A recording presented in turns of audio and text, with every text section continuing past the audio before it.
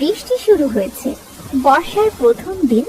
গ্রাম জুড়ে এক মনোরম দৃশ্য। কিন্তু হাসিম মিয়ার ঘরটা ভেঙে পড়ার মতো। কাঁচা মাটির দেয়ালের অর্ধেকটা ভেঙে পড়েছে। ছাউনি ভেদ করে পানি পড়ছে ঘরে। বিধাতা, এই বৃষ্টির দিনে যে কি করে সামাল দেব? কাঁচা ঘর, তার উপর পানি পড়ে ঘরটা কাদা কাদা হয়ে গিয়েছে। মেয়ে দুটোকে নিয়ে এর ভেতর কেমন করে থাকবো?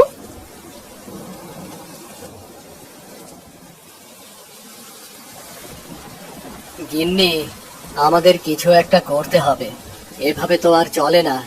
গিন্নি, লিপি শিপি দেখো ঠান্ডায় কেমন করছে, দেখছো? দেখ, ওই দিকটাতে পানি পড়ছে না, তোরা ওই দিকটায় গিয়ে বস। ঠিক আছে মা। ওগো, তুমি কি করবে ভাবলে? হাতে তো কোনো পয়সাও নেই যে নতুন ছাউনি দেবে। ঠিক বলছো, তবে কিছু একটা তো করতে হবে। খোলা আকাশের নিচে তো থাকতে পারবো না। বাবা, ও বাবা, আমার স্কুলের বইগুলো সব ভিজে গেছে। শীতে মা আমার, চিন্তা করিস না, বিধাতার উপর ভরসা রাখ, দেখবি সব ঠিক হয়ে যাবে। বোন দেখ, সাপার বেজে লড়াই করছে কচু পাতার নিচে, কিন্তু তাদের গায়ে এক ফোঁটা পানিও পড়ছে না। তাই তো দেখছি। চল তো দিদি, আমরা কচু পাতার নিচে গিয়ে দেখি আমাদের গায়ে পানি পড়ে নাকি। কিন্তু ওইখানে তো সাপ আছে রে বোন। আমরা কচু পাতার নিচে যাই, চল। ঠিক আছে বোন।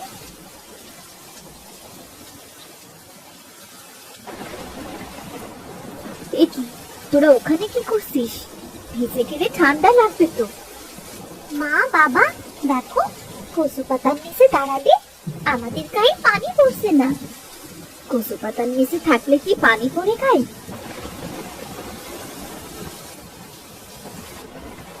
ও হাসেম, কি খবর? আজ আবার খুব বৃষ্টি হচ্ছে দেখছি, তাই তোমাদের দেখতে এলাম। কি আর বলবো চাচা, আমাদের ঘরের অবস্থা নিয়ে খুব চিন্তায় আছি। আমি বলি কি বাবা, আমাদের ঘর কচু পাতা দিয়ে বানালে কেমন হয়? শিপি ঠিক কথাই বলেছে হাসেম, তোমাদের তো অনেক কচু গাছ আছে তাই না? কচু পাতা দিয়ে কিছু একটা করা যায় কিনা সেটা দেখো। কচু পাতা? কিন্তু কিভাবে? এতে কি ঝড় বৃষ্টি আটকাবে? দেখো, কচু পাতা তো বড় বড়, পানির ফোঁটা ধরে রাখতে পারে। আমার মতে সেই পাতাগুলো দিয়ে ছাউনি বানালে হয়তো কদিনের জন্য কাজ দিবে। আমি আসি তবে, কেমন?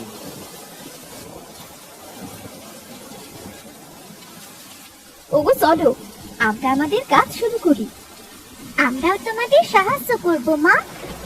না মা, এতে তোদের ঠান্ডা লেগে যাবে রে। কিছু হবে না বাবা, সবাই মিলে একসাথে কাজ করলে তাড়াতাড়ি আমাদের ঘর ঠিক হয়ে যাবে। বাবা, ওই কচু গাছের নিচে সাপ আর বেশি মারামারি করছে, ওদেরকে ওখান থেকে তাড়িয়ে দাও, না হলে কচু পাতা নেবার সময় যদি আমাদের কাঁপতে দেয়। ঠিক আছে।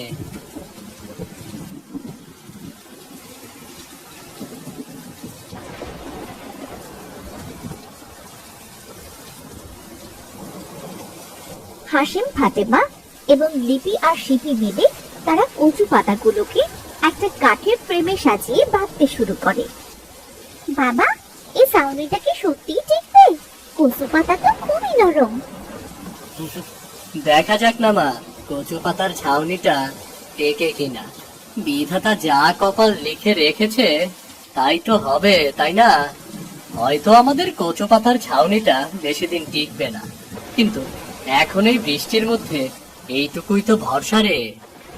ঠিক বলেছো, আমরা তো এই কটা দিন কষ্ট করে পার করলাম, এই ছাউনিটা অন্তত আজকে রাতটা তো আমাদের সাহায্য করবে। বাবা, আমরা আমাদের ঘরের চারদিকটাও কচু পাতা দিয়ে ঘিরি, না হলে ঘরে শুলে তো সব দেখা যাবে ওই ভাঙা পাশ দিয়ে। কথাটা মন্দ বলিসনি, কিন্তু কচু পাতা তো সব শেষ। আমি আর বোন মিলে আরো কচু পাতা নিয়ে আসছি, তুমি ছাতাটা দাও আমাদের।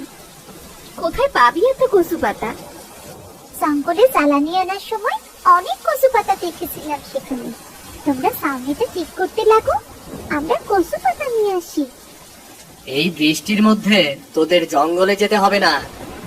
তোমরা চিন্তা করো না তো, আমাদের কিছুই হবে না। আমরা আসছি তবে।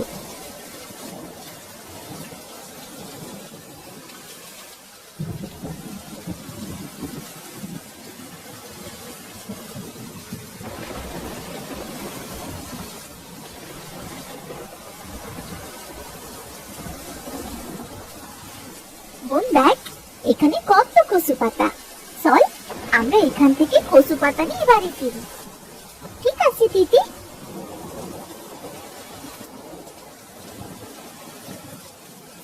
তোমরা এই বৃষ্টির মধ্যে জঙ্গলের ভেতর কেন এসেছো? দেখ বোন, কত সুন্দর টিয়া পাখি, কি মিষ্টি করে কথা বলছে। তুই সত্যি বলেছিস দিদি। আসলে টিয়া পাখি, আমরা এখানে কচু পাতা নিতে এসেছি। এই বর্ষার মাসে আমাদের বাড়ি ভেঙে গিয়েছে, তাই কচু পাতা দিয়ে বাড়ি বানিয়ে সেখানে থাকবো। কি বলছো কি? এই ঝড় বৃষ্টির মাঝে তোমাদের কচু পাতার বাড়ি কি টিকবে? চেষ্টা করে দেখি না কি হয়। তবে তুমি এই ঝড় বৃষ্টির মাঝে কেন গেছো? আসলে অবশেষে তোরা এলি। এত দেরি কেন হলো তোদের? আর এত কচু পাতা লাগবে না তো, কেন এত কষ্ট করতে গেলি? লাগবে গিন্নি, এই কচু পাতা দিয়ে আমরা রান্নাঘর ও গোয়াল ঘরের ছাউনি দেব। এতে করে গরুগুলোর গায়ে আর পানি পড়বে না।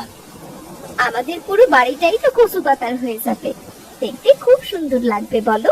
যাই হোক, তোরা এই টিয়া পাখিটিকে কোথায় পেলি?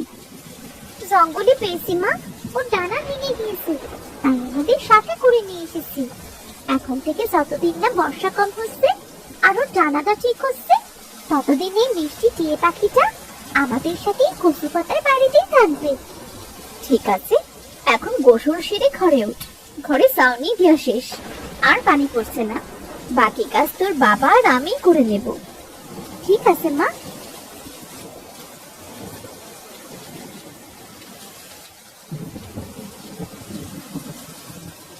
মা, বাবা, বাড়িতে কোনো খাবার আছে? আমাদের জিয়ে বন্ধুর খুব খিদে পেয়েছে মা। না রে মা, তবে গাছে একটা পেয়ারা আছে। আমি পেয়ারা পেরে এনে দিচ্ছি।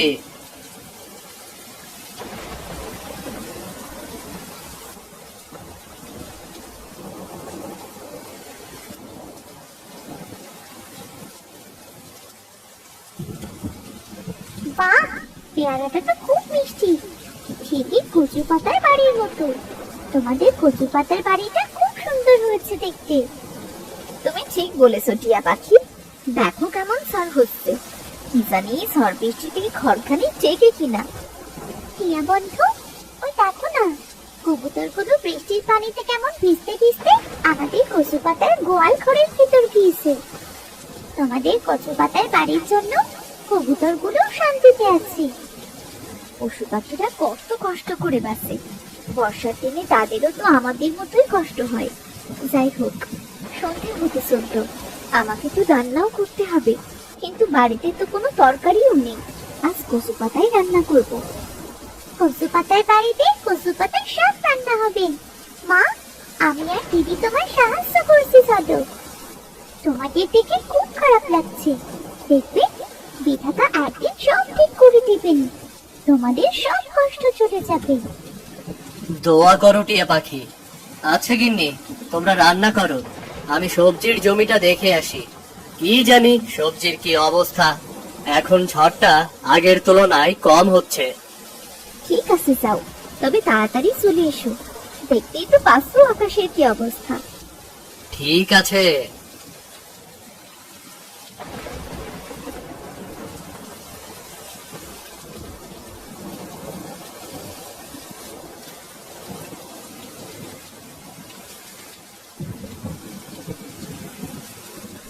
বাবা, তোদের বাড়িতে গিয়েছিলাম, গিয়ে দেখি তুই কচু পাতা দিয়ে বাড়ি বানিয়েছিস। খুব সুন্দর দেখা যাচ্ছে রে বাবা। বাবা, আমার বাড়িটাও ভেঙে গিয়েছে, তোর কচু পাতার বাড়িতে আমার একটু থাকতে দিবি? কেন দেব না বুড়িমা, তুমি বর্ষা শেষ না হওয়া পর্যন্ত আমার বাড়িতে থেকো। আমি বাড়ি ফেরার পথে তোমাকে আমার কচু পাতার বাড়িতে নিয়ে যাব, কেমন? ঠিক আছে বাবা, তাহলে এখানেই বসলাম।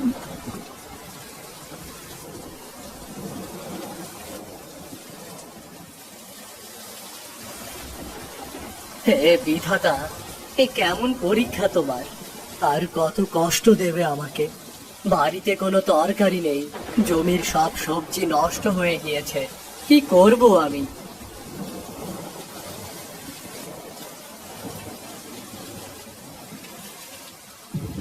কি রে বাবা, তোর চোখ মুখ কেমন লাল কেন দেখাচ্ছে?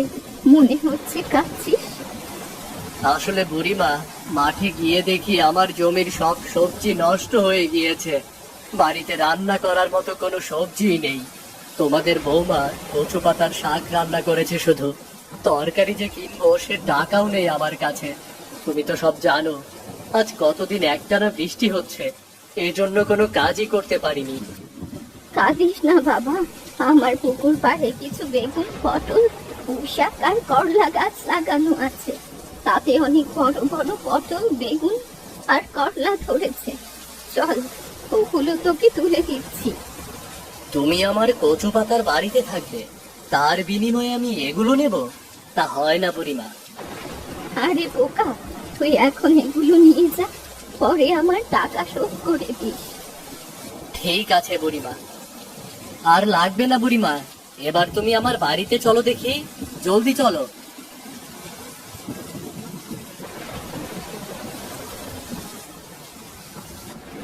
কি সুন্দর দেখতে লাগছে তোর কচু পাতার বাড়িটা।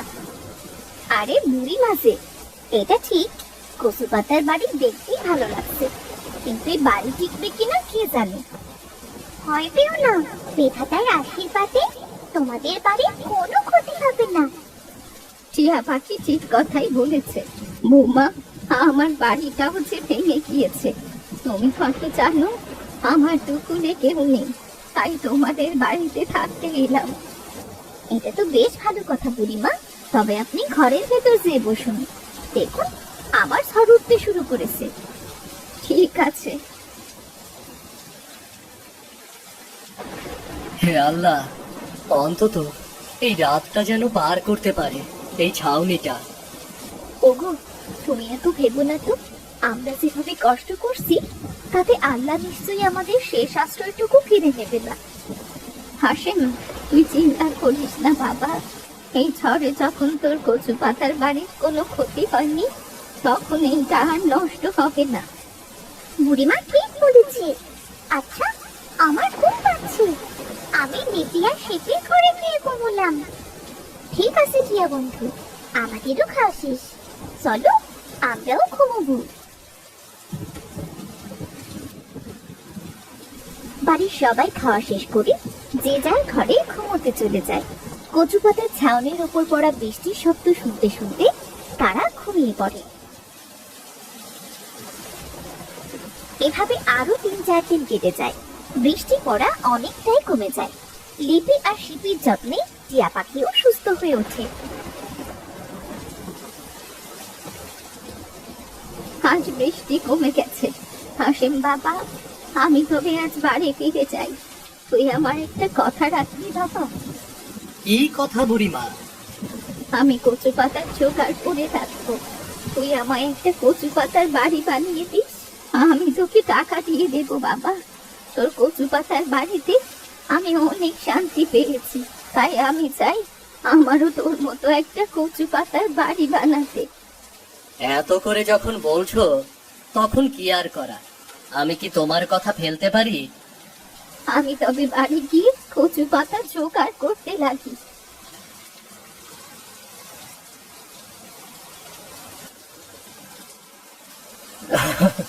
দেখেছো হাসেম, তোমার কচু পাতার বাড়িটা কিন্তু অনেকদিন টিকলো।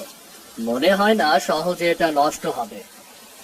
হ্যাঁ চাচা, বিধাতার অশেষ রহমত ছিল। আমাদের ছোট্ট কচু পাতার বাড়িটা আমাদের এই বর্ষার দিনে আমাদেরকে বাঁচিয়ে রেখেছে গো। আমি বলি কি, এখন তো বৃষ্টির সময়, তোমাদের মতো অনেক গরিব মানুষ আছে এই গ্রামে।